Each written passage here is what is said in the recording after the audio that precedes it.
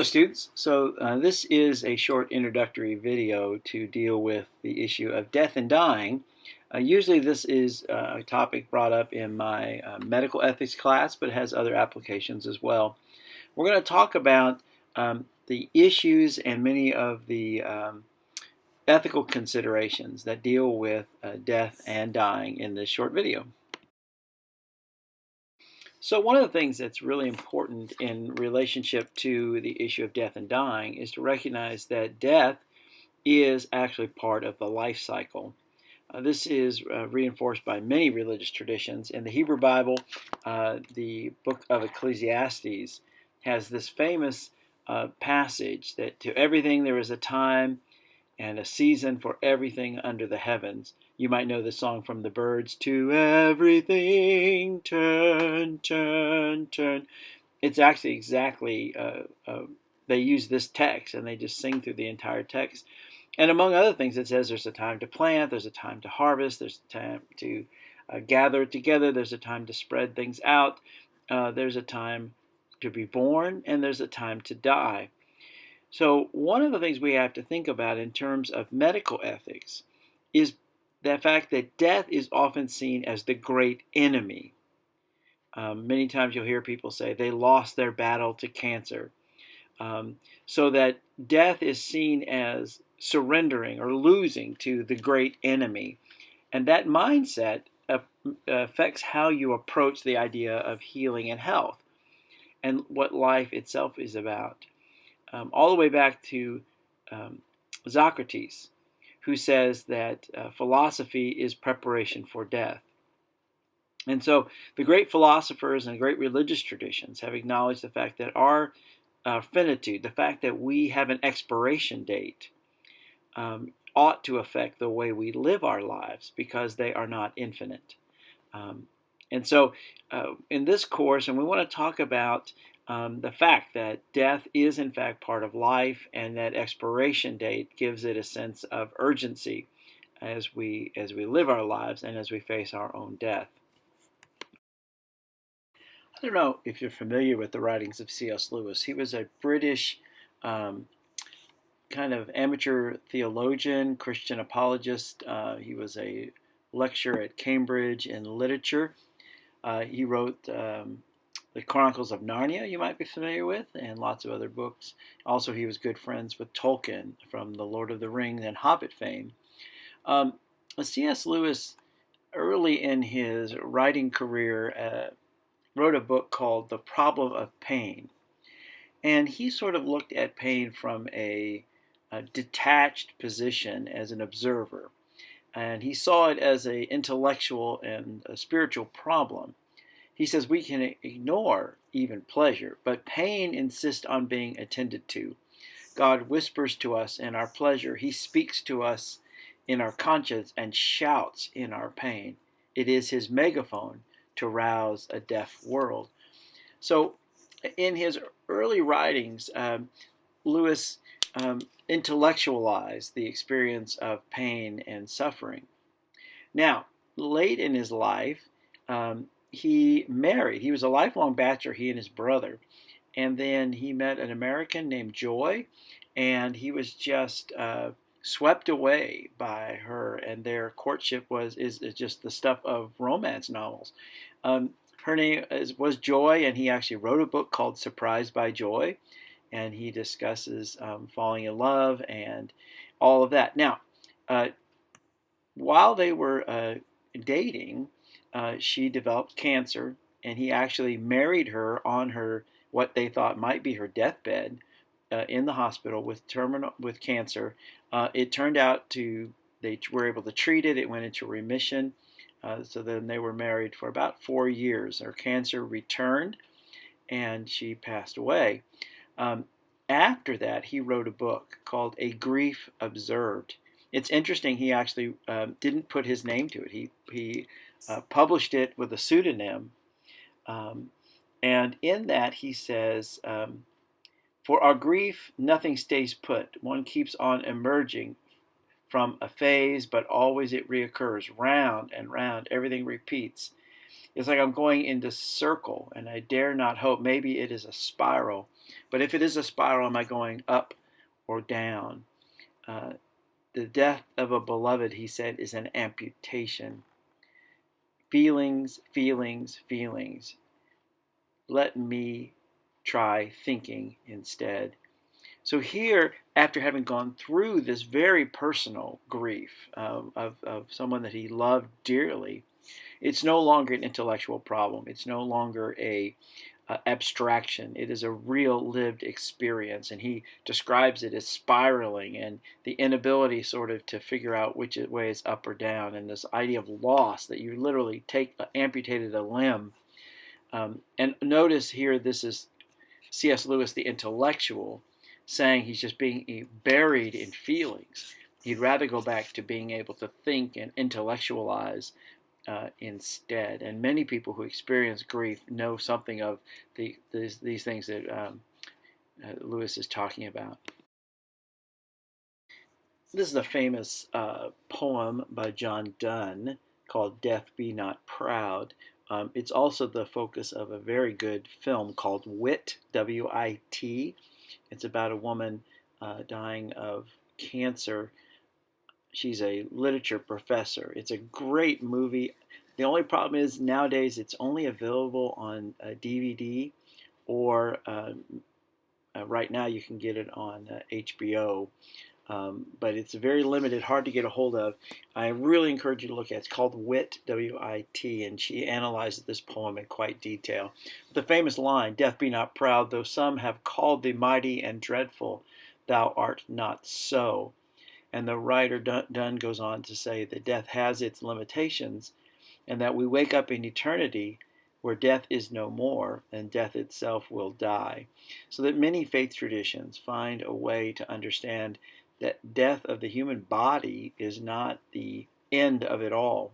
And so that gives an ability to sort of face death um, gracefully and with resignation, with purpose, as opposed to dying, which nobody looks forward to.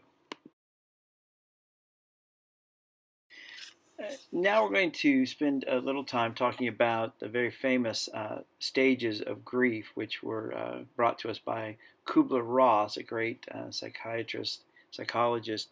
Um, I realize this material is a little dated, and there's a lot newer research that deals with grief, and I am often dependent on a friend of mine named Rick Forrest, who comes and shares in my courses on this in this class frequently, and I'm hoping to get a video of his up as well, where he talks about dealing with grief and analyzing what resources people have available to help them process their grief, and then also in terms of resilience and recognizing that people have different ways in which they might um, move forward in the midst of grief, and not get over it, but in terms of moving forward in a positive direction. And so again, I hope to have him share a lecture with me in the future.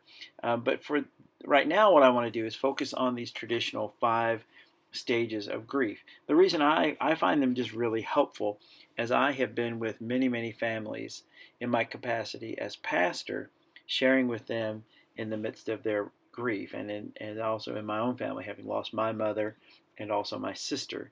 And I recognize that I think these stages are recognizable. One thing that's really important to say on the onset is that these stages are not like Piaget or Erik Erikson, who have various stages of development. The idea is that you move through them stepwise. These are maybe more like signposts that you see as you move along through the experience of grief. And frequently we will backtrack. Sometimes we will get lost. Sometimes we circle back around. And so it's not a straight line moving up like a set of stairs. These are signposts that tell us where we are, but we can oftentimes go backwards, and sometimes very quickly vacillate between these various stages. And I do want to say one additional comment before we look at these stages, is to recognize that Grief is a reaction to loss. Now, we tend to use that word primarily in the loss of a loved one. Somebody dies. But this is also true when we get a diagnosis of a terminal disease and we face the loss of the future that we hope to have. We experience grief when we lose a job that we really like. We experience grief when we have to give up driving at some point because as we age, we no longer can safely drive and see, maybe first at night, and then just cognitively we can't move. And I've seen many people uh, as they age grieve as they have to face new realities in their life. So these stages of grief are not only facing our own terminal illness or dealing with the death of a loved one, but can be a result of any kind of significant loss in our lives. So, of course, one of the first things that happen when we find out that we have a terminal disease, terminal illness, or a loved one is diagnosed with something that will end up being terminal, is the stage of just absolute denial. Like that can't be. It's impossible. Um, and that can come with some aggression. It can come with just sort of numbness. It can come with insistent on a variety of second opinions and third opinions, and finding criticism with every diagnosis that comes along that doesn't agree with sort of what we believe that we are entitled to. So there's this strong sense of denial. Unfortunately, this stage can really um, be detrimental because in many diseases, aggressive treatment can actually prolong a person's life and increase their quality of life. But this denial phase can can result in fewer treatment options. Um, so a lot of times people will detect a lump or they notice bleeding and they sort of pass it off and oh, it can't possibly be what I think it is. And those days, weeks, months of denial can actually really compromise a person's ability to receive treatment later.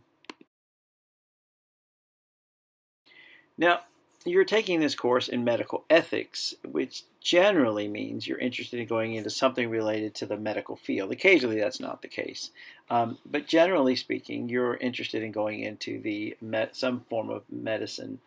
Um, so you will frequently not experience people in the denial phase because they have yet to actually actively seek medical attention, where they often approach encounter you, whether you're a lab tech or whether you're a nurse or a doctor, physical therapist, occupational therapist. You encounter them later in the course, and you may encounter them at the anger phase. Again, we try to make sense of the world, and so getting a disease that's so random that people begin to look for somebody to be angry at. And so they can be angry at themselves. Maybe they were a smoker. Now they are facing terminal lung cancer and they can be very angry at themselves. They can be angry at the tobacco companies. They can be angry at people who got them started. So this anger is just an attempt to sort of process and give meaning to what seems to be otherwise meaningless. And frequently, healthcare providers will be caught in the crossfire. They want to be angry at somebody. And so they can't be angry at the disease because it doesn't have any feelings. They don't necessarily want to blame themselves or their immediate family. So frequently, nurses, doctors don't know anything. They become very irritable. They become hypersensitive. And so you may be the target of some of this anger. And it's really important as a healthcare provider to recognize that you're not the target. They are simply angry at the reality. And it will be very hard at times, but somehow putting some distance in there and recognizing with some objectivity that you're not the target of this anger. You just happen to be there, and you're a caring, compassionate person, and they often feel like they can vent at you because you are actually there. And this is a place where it's really important for healthcare providers to be able to take care of their own mental health, because it can be really hard to take that kind of abuse and criticism, and oftentimes, reporting to your supervisor when you feel like you're trying your dead level best to do the best you can and do what is necessary. So recognizing that that's a stage that somebody's in, and accept that for what it is. And Kubler-Ross identified that at this next stage of bargaining is frequently when the person approaches God most often and makes some sort of plea that in exchange for healing, or maybe this is just a big accident, or a big mistake, this bargaining with God and make promises to uh, go to church all the time, read the Bible, do all manner of things to try to negotiate with God for more time or for a different outcome. I would be curious, and I have to confess, I have not followed up on this recently. Um, in many ways, our culture is becoming somewhat more secular. In fact, people who identify as no faith actually now outnumber those who say they do have faith. And I'm curious what happens to people who do not have a worldview that includes a deity, because who are they exactly bargaining with? But I do think there's situations where people either bargain with the universe or even themselves, or anybody, to say, I'll be a better parent, I'll be a better husband. Please just make this go away. And again, this can be a very difficult place to be. I know as a pastor, to stand by people when they are basically asking why God won't accept um, the bargain, because they seem like they're making a really good effort and offering God really good things in exchange for what for him seems like it should be almost easy to heal them. These are difficult theological questions, and difficult to deal with in any circumstances, but especially when somebody is facing their own death. Um, and there are no real good answers here. And as a layperson, if you're a medical professional, you're not a chaplain, and you're not a minister.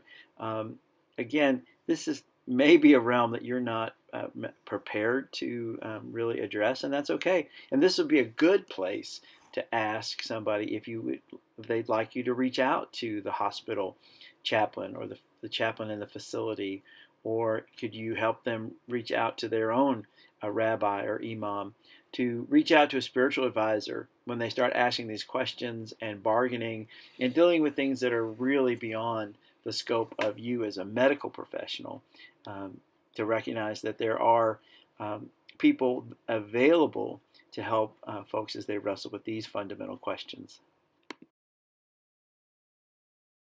So it's not surprising that we eventually reach a point of just flat out depression. Again, remember, these steps do not necessarily follow sequentially, and a person can move in and out. So the person might go through a phase of depression, they might then go back to anger, they may then get an update on their diagnosis and they want to deny that. So these things kind of move back and forth in a very fluid manner, but depression obviously is high on the list, where the person is just simply sad. They're just simply um, depressed at the loss of all manner of things. And oftentimes, what happens is they start a laundry list of things they're not going to experience. If somebody in the family is pregnant, if somebody in the family is going to graduate from college or high school, if somebody's planning a wedding, if there were things on a bucket list that never got accomplished, the weight of this begins to sort of become overwhelming. And again, this is a place for you as a healthcare provider to be aware of where they are, and then to help connect them with people who can help them and talk with them. And again, there are chaplains and there are psychiatrists. There are people on staff that are better trained perhaps to deal with clinical and depression beyond just sort of like sadness that comes through daily activities. But unfortunately, again, this is a phase that can really diminish a person's quality of life. And I have seen it up close and personal where somebody who is very sick, but not bedridden, not at the point of being incapacitated, but they are incapacitated by their depression, so that they don't want to get out and do things, even though they could get out and even do some of those things on the bucket list, or get out and go to church or go to a family gathering. That depression becomes all consuming, and then unfortunately, what little time they have remaining is not enjoyed to the extent that it could be, because of deep, deep sadness. And so this is a phase that can really rob the quality of life when somebody has so precious little time. And it is really hard if you're a loved one to stand by where you really want to just kick them in the pants and say, no, you got to get out and do what you can while you can. Because an individual who's depressed is not thinking rationally. That's the worst thing we do, is that when somebody is depressed, we say to them, well, cheer up. We want them to rationally think about the trade-off between time you have left and the things you want to do. But depression is deep clinical, real depression is an illness, and it's not a matter of like just put on a happy face. And so not always subject to good rational argument. This is where just being present, and at least in making the person know that you are present with them in the midst of their suffering, is really important. And Kubler-Ross identifies sort of this final stage and of acceptance, of realizing and coming to terms with the reality, recognizing that the diagnosis is not going to go away, and being angry isn't going to help anything, uh, and making peace with whatever God the person has, and recognizing that this is part of God's plan for all humanity, um, and then again, sort of recognizing oftentimes the treasuring the time that is left, and that wasting time uh, being depressed or in denial and anger just really isn't helpful. And again, some people never reach this phase. Some people will move to this phase very quickly, almost to the point that you think that doesn't seem healthy, because they don't seem to have really grasped the reality of everything, and they just sort of move to a very accepting position. Doesn't mean they refuse treatment. It doesn't mean that they're not trying. It just simply means that they, um, in their own minds, have come to terms with what ultimately is going to happen. Um, and it's always interesting to watch people when they deal with somebody who is at this very accepting point, when other family members are nowhere near ready for that.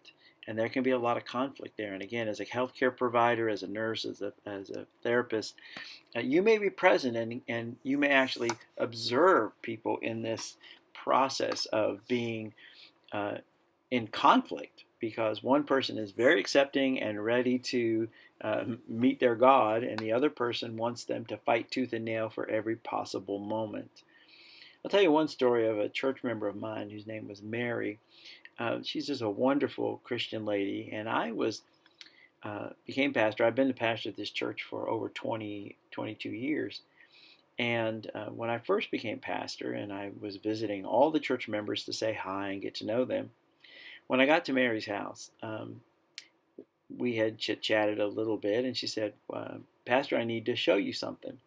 So she took me to a back room in her house. It was a bedroom. Went to the closet, opened up the closet, and showed me a pink outfit. And she said, I wanted to show you this because my husband will probably forget, but this is the outfit I want to be buried in. Now, Mary was in her 70s at this point, healthy and in all ways seemed like death was not anywhere near. Um, but yet, for her, understanding that death is part of life, and she had already come to peace with terms with that, and she had even gone to the point of picking out her outfit and having that all ready. Years later, in her 90s, Mary did pass away, and I did her funeral, and sure enough, she wore that pink outfit. Um, but she was somebody who, from a very strong Christian faith, was ready for death. Now, nobody ever wants to die. Dying is fearful. We often anticipate that it will be full of pain, and both physical and emotional pain.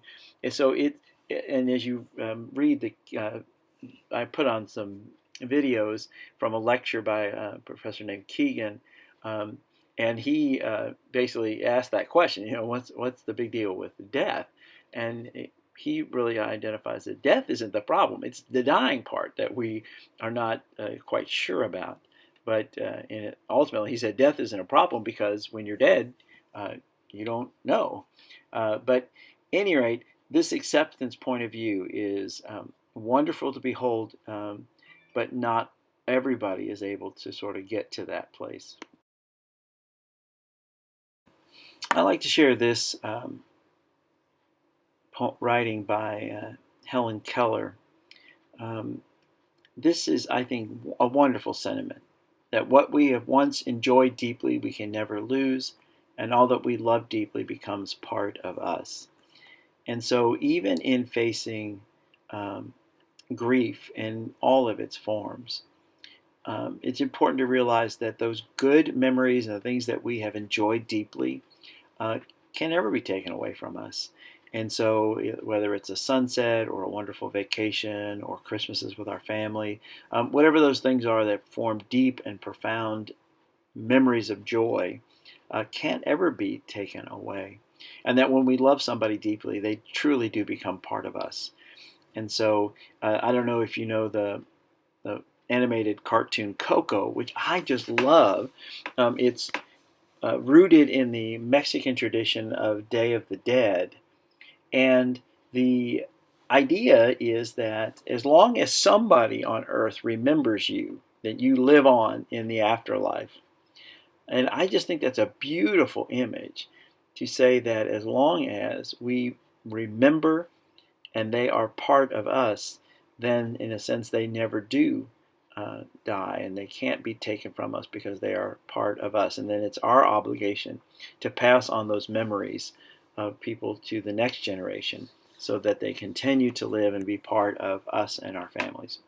So thank you so much for listening to this lecture. I hope it was helpful. Take good notes.